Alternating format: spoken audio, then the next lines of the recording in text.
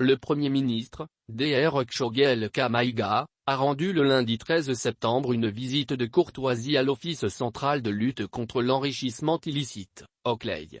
Occasion pour lui de réaffirmer la volonté des autorités de la transition à lutter contre la corruption et la délinquance financière.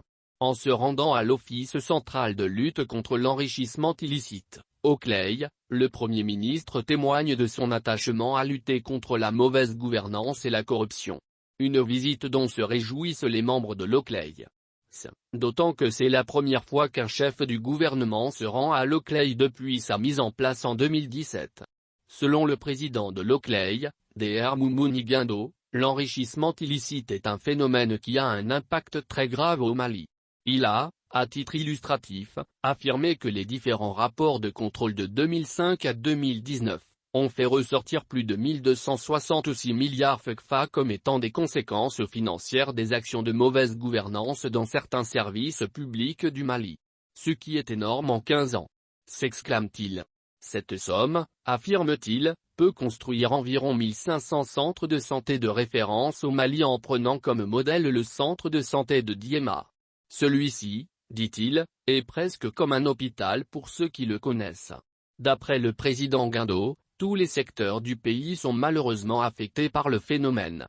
Et l'OCLEI a déjà transmis près de 10 dossiers à la justice pour pas moins de 0,7 milliards de biens. Il dit compter sur le chef du gouvernement pour faire accélérer les dossiers dans le strict respect des droits de la défense et la séparation des pouvoirs. Tout en se disant très heureux de voir la lutte contre la corruption et la délinquance financière figurer en bonne place dans le programme d'action du gouvernement, PAD, le président Guindo a attiré l'attention du Premier ministre sur les problèmes qui assaillent l'OCLEI. Parmi ceux-ci les relations exécrables avec les citoyens et certaines centrales syndicales notamment l'Inton, qui demande la relecture de la loi portant création de l'OCLEI. Dr Guindo dit compter sur l'implication personnelle du Premier ministre pour atténuer, voire lever ces difficultés. À cela s'ajoute l'exiguïté du bâtiment dans lequel loge l'OCLEI.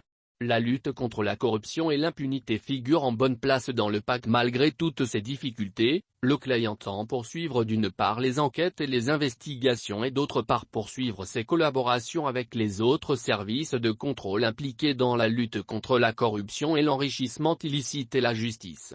Cette visite s'inscrit dans une série de visites de terrain que je suis en train d'effectuer pour faire passer des messages, à tout de go déclaré le Premier ministre, Dr Choguel Maïga.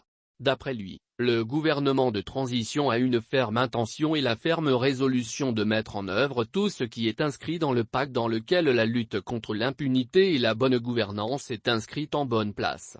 La mauvaise gouvernance et l'impunité sont l'une des causes fondamentales de la déliquescence de l'État malien, a-t-il diagnostiqué. C'est pourquoi, il se dit persuadé qu'aussi longtemps que l'État ne prend pas en main la question de lutte contre la corruption et l'impunité, le redressement attendu des Maliens restera un vain mot. La refondation de l'État, le mot-clé des discours politiques, n'aura pas de sens, a dit le chef du gouvernement. À l'en croire, les Maliens ont soif de sécurité et de justice. C'est pourquoi, affirme-t-il, les autorités de la transition n'ont d'autre choix que de soutenir l'OCLEI, de l'apporter ce dont il a besoin dans la lutte contre la corruption et la délinquance financière. Aucun doute sur la volonté du gouvernement de transition de lutter contre la corruption et l'enrichissement illicite, a martelé le Premier ministre.